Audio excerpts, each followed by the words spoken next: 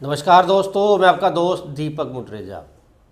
राज्यसभा चुनाव के लिए नामांकन की तारीख 3 तारीख अब नज़दीक आने वाली है। लगातार जो बड़े बड़े नेता हैं बीजेपी के, वो बड़े बड़े लीडरों के आगे जा रहे हैं ताकि राज्यसभा में उनको भेजा जा सके। तमाम तैयारियां जो है वो बीजेपी भी कर रही है, अंदर खाते किस प्रकार से कर रही है, खैर वो तो उनको पता कि किसको राज्यसभा में भेजा जा सकता है। आज इसी मुद्दे को लेकर के हम इस सर्दी के मौसम में गरम गरम चर्चा करेंगे ताकि आप लोगों को पहले से ही बताया जा सके कि राज्यसभा में बीजेपी हरियाणा से किसको भेज रही है। हमारे साथ अजय मल्होत्रा जी हैं, वरिष्ठ पत्रकार हैं, राजनीतिक विश्लेषक भी हैं। सर, आपका बहुत बहुत स्वागत है। सर, राज्यसभा की एक सीट खाली होगी। कृष्णलाल पवार जी अब मंत्री बन चुके हैं, उन्होंने इस्तीफा दे दिया था, तो अब एक सीट खाली हुई है। किसको लगता है सर हरियाणा में से भेजा जा सकता है? बीजेपी किस पर जो है दाव खेल सकती है? देखो, यह सीट पवार साहब ने खाली की है, तो उस हिसाब से तो क्लेम किसी एससी का बनता है इस सीट पे, क्योंकि देखो जाट तो इस पे मुश्किल है। ख़ास तौर पर बराला जी और किरण चौधरी जी जाट कोटे से दोनों बन चुके हैं, इसलिए अभिमन्यु जी और धनखड़ जी के नाम पर मेरे हिसाब से कोई विचार नहीं होगा। उसके बाद एससी कोटे में नाम आ जाता है दुग्गल जी का, और इसके अलावा कुलदीप बिश्नोई बहुत लंबे समय से प्रयासरत हैं राज्यसभा में जाने के लिए। जब वो पार्टी में शामिल हुए थे तब इस बात आ गई थी भी एक परिवार में एक टिकट की बात आई थी। फिर इसमें नाम आता है संजय भाटिया जी का। संजय भाटिया जी की लोकसभा की टिकट कटी थी क्योंकि मनोहर लाल जी को एडजस्ट करना था, और पंजाबी कोटे में संजय भाटिया जी अच्छा महत्व रखते हैं। और अब हरियाणा में इस समय पंजाबी कोटे में कोई बड़ा दिग्गज नेता नहीं रहा, क्योंकि मनोहर लाल जी चले गए अब सेंटर में। और संजय भाटिया जी ने जिस प्रकार से अपनी सीट छोड़ी थी करनाल वाली, तो ऐसे में संजय भाटिया जी का नाम पर भी गंभीरता से चर्चा है। लेकिन अगर आप सरफेस पे देखते हो,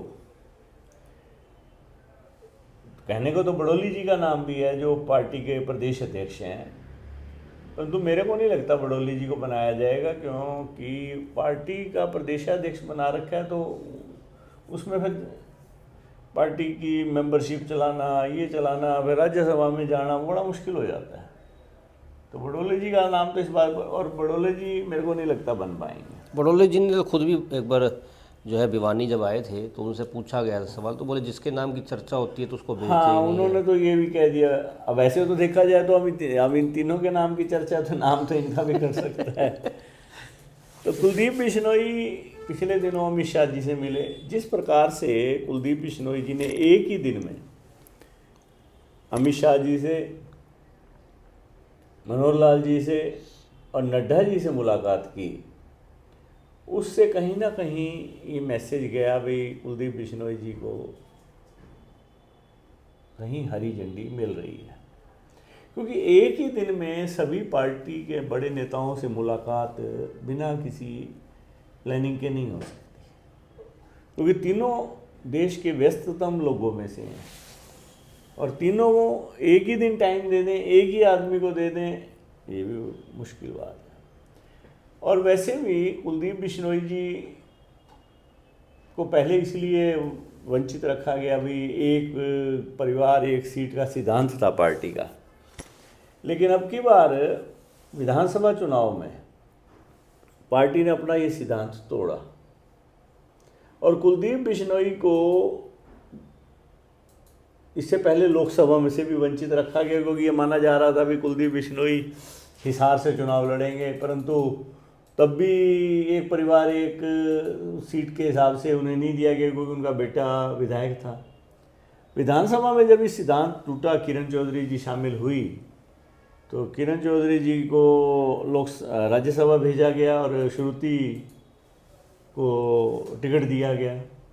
और साथ ही फिर आपके राव इंद्रजीत की बेटी को आरती को भी अब की बार एडजस्ट किया गया। तो अब ऐसे में कुलदीप बिश्नोई भी अब जोर मार रहे हैं, अभी बेटा उनका चुनाव हार गया, तो वो बेटे के चुनाव हारने के बाद अब ये लगने लगा है कि भाई वो परिवार की राजनीति खत्म हो जाएगी।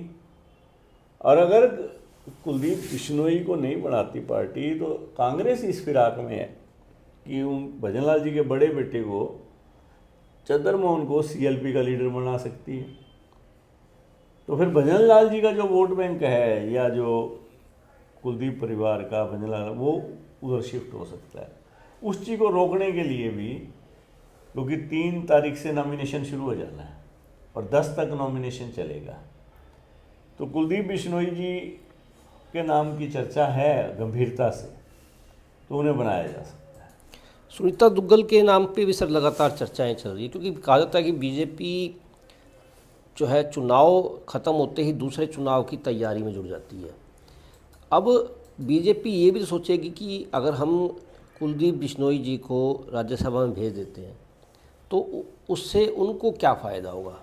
एक्चुअली बीजेपी बड़ी समझदार और इंटेलिजेंट पार्टी है इस मामले में। उन्होंने जो डीएससी वाला पासा फेंका है वो उनको सूट कर गया।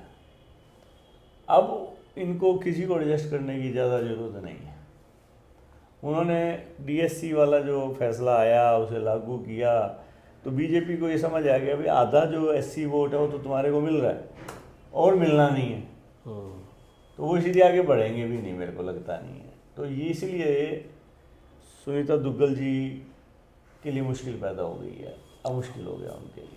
ओबीसी को तो वैसे भी नहीं मिलेंगे क्योंकि मुख्यमंत्री हैं क्योंकि देखो मुख्यमंत्री जी ओबीसी से हैं और भी लोग ओबीसी के हैं, तो ज़्यादा चांसेस तो कुलदीप बिश्नोई के हैं।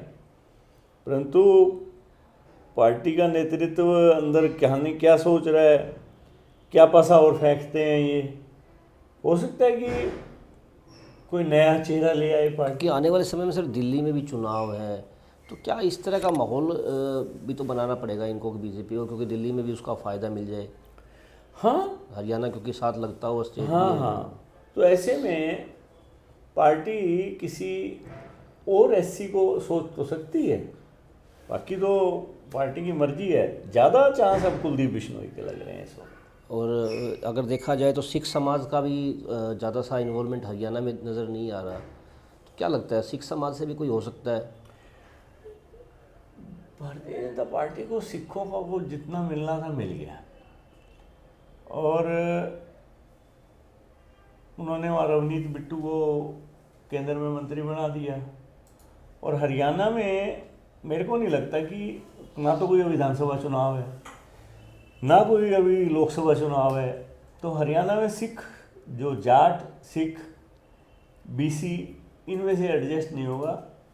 हाँ, एससी या फिर आपका बिश्नोई, क्योंकि बिश्नोइयों का एक बड़ा वोट बैंक राजस्थान में भी है, तो पार्टी बिश्नोई को एडजस्ट करके और एक अपनी कमिटमेंट को भी भाई कुलदीप बिश्नोई से जो उनकी कमिटमेंट रही होगी जब शामिल हुए, तो उसको भी पूरा करना चाहिए।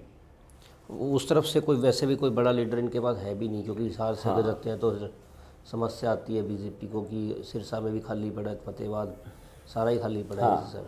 क्योंकि फिर आगे आदमपुर फतेहाबाद में भी बिश्नोई वोट है, और फिर बात बिश्नोई की नहीं है, भजनलाल परिवार का आज भी फतेहाबाद सरसा हिसार में प्रभाव है। जैसे चौधरी बंसीलाल परिवार का भिवानी और जग्गी दादरी में प्रभाव है, भजनलाल परिवार का वहाँ प्रभाव है। और फिर कुलदीप बिश्नोई एक बड़ा नाम है, उनको एडजस्ट करके पार्टी चाहेगी कि भाई पार्टी की सदस्यता और बढ़ाई जाए, उनके जो पूरे हरियाणा का वर्कर है उसको अपनी तरफ आकर्षित किया है।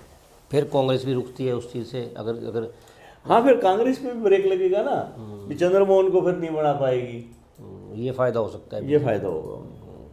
बिल्कुल दोस्तों, इस प्रकार से चर्चाएं चल रही हैं कि कुलदीप बिश्नोई जो है इस बार राज्यसभा में जा सकते हैं, ऐसी उम्मीदें जो है वो लगाई जा रही हैं, क्योंकि बीजेपी भी इस और मंथन कर रही है, क्योंकि आने वाले समय के अंदर अब बीजेपी को एक नेता को जो है राज्यसभा में भेजना ही है, तो कुलदीप बिश्नोई का हो सकता है दाव लग जाए और कुलदीप बिश्नोई आने वाले समय के अंदर राज्यसभा के अंदर चले भी जाएं। आज के लिए बस इतना ही। कल फिर दोबारा मिलेंगे नई सूचनाओं के साथ, नई खबरों के साथ। नमस्कार।